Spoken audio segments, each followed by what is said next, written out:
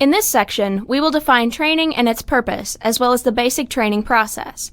Included within this process is how organizations identify training needs and select, implement, and evaluate training programs.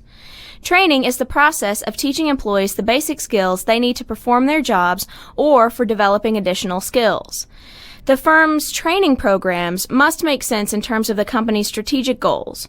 For example, if one of the goals of the company is to expand its international market, then one of the things they may focus on is training their employees in multiple languages.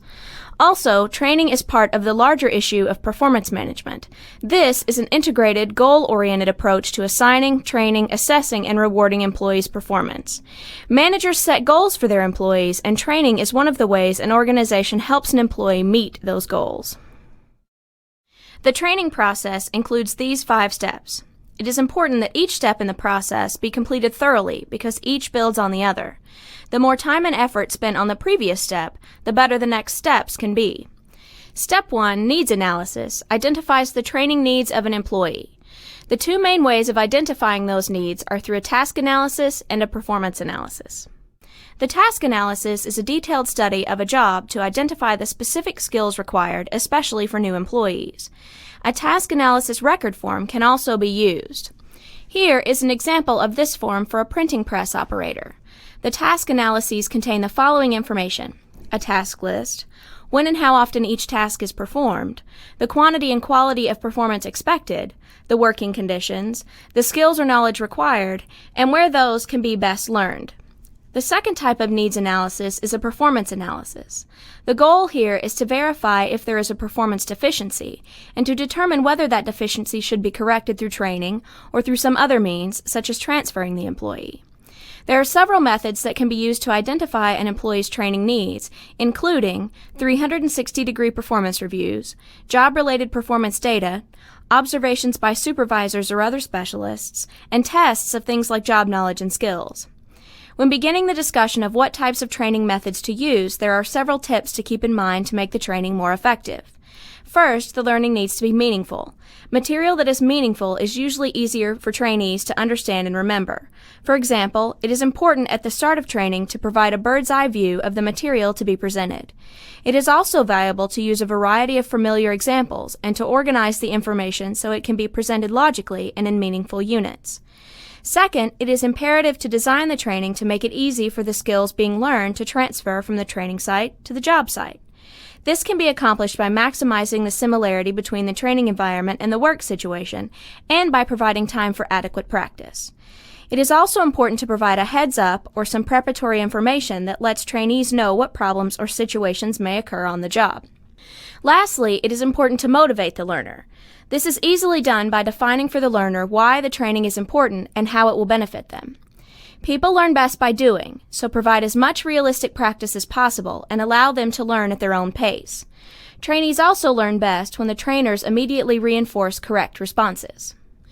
With this in mind, take a look at several different methods organizations can use when designing their training.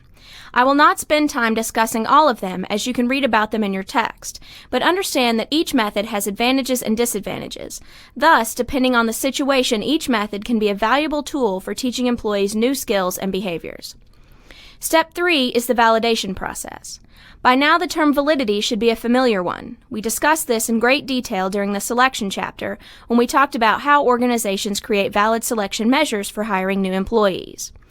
In order to determine a training's validity, the company must test the training on a sample of employees to see if those who receive the training have better performance on the job than those who did not receive the training.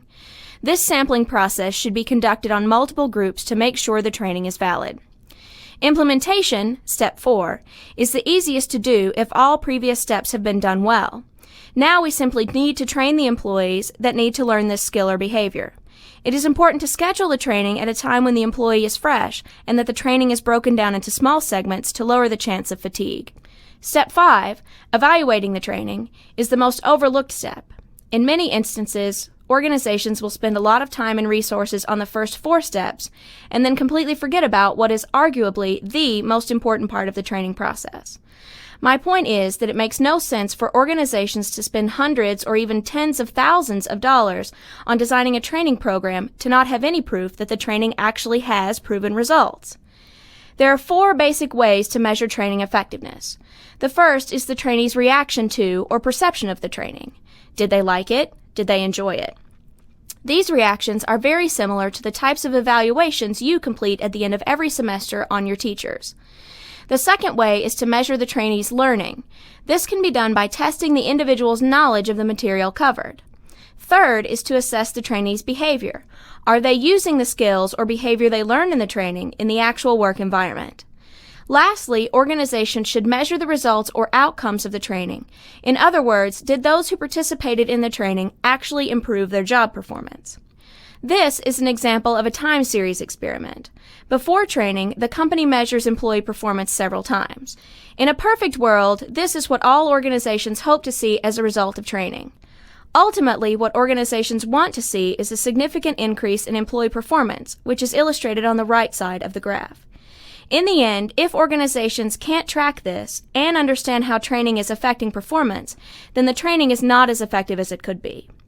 In conclusion, today we have discussed the basics of designing and implementing a training program. It is a complicated and time-consuming process, but in the end, a well-constructed training program is worth the effort, which must include all 5 steps.